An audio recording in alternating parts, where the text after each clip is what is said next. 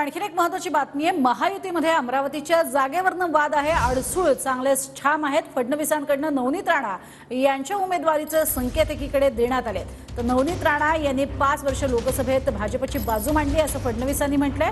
अभिजित अडसूळांनी मात्र मुख्यमंत्री शिंदेंची तातडीनं भेट घेतली आहे। आम्ही सुद्धा भाजपच्या चिन्हावरती लढण्यास तयार असल्याचं अभिजित अडसूळांनी म्हटलंय।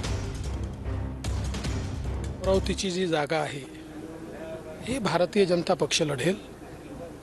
जो उमेदवार असेल तो भारतीय जनता पक्षाच्या चिन्हावर लढेल।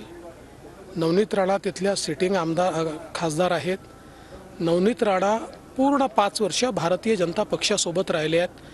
त्यांनी 5ही वर्ष लोकसभेमध्ये अतिशय ताकदीने भाजपची आणि मोदीजींची बाजू मांडलेली आहे।